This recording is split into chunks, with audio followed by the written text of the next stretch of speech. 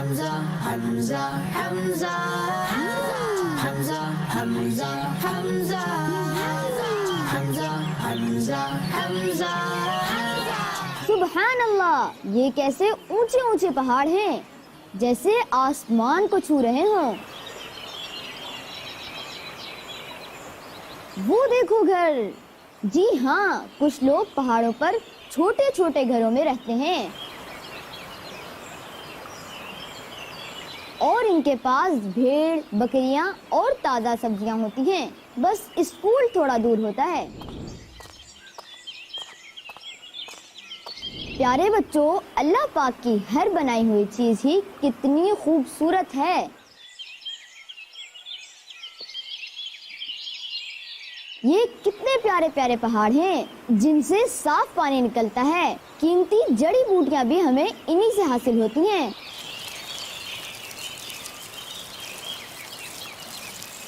ارے واہ، ان درختوں کے نیچے تو کتنی ٹھنڈک ہے. پیارے بچوں، جنگلات صرف خوبصورتی کے لیے نہیں بلکہ یہ ہمیں آکسیجن دیتے ہیں. لکڑی، کاغذ، دوائیاں اور موسمی توازن بھی. اور اگر درخت نہ ہوتے تو شاید ہمیں اپنی سانسیں کرائے پر لینی پڑتی. پیارے بچوں، درخت روزانہ 250 لیٹر آکسیجن بناتے ہیں. اور ہاں، یہ تو میں نے بتایا ہی نہیں کہ کاغذ، دوائیاں، ہم جنگلات سے بہت سارا فائدہ اٹھاتے ہیں. اب سمجھ آیا، اگر درخت کاٹے گئے تو گرمی بڑھ جائے گی، بیماریاں بھی بڑھ جائیں گی. یعنی اگر ہم درخت کاٹتے گئے تو کلائمیٹ بگڑ جائے گا. پیارے بچوں، ہمیں درخت لگانے چاہیے، نہ کہ صرف کاٹنے چاہیے. دوستو، پہاڑوں کی ہم بات کر رہے تھے تو میں آپ کو بتاتا چلوں، ہمارے ملک پاکستان میں بھی زبردست پہاڑ ہیں.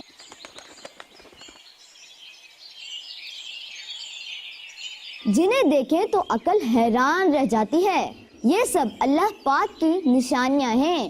ہمیں ان نعمتوں کا شکر ادا کرنا چاہیے اور ان کا خیال رکھنا چاہیے. ہم درختوں کو ضائع ہونے سے بچائیں. پیارے دوستو، آپ بھی صاف ہوا اور اچھا موسم چاہتے ہیں نا؟ تو پھر آپ بھی اپنے ارد گرد پودے لگائیں، درخت بنائیں اور ماحول کو خوشگوار بنائیں. Hamza, Hamza,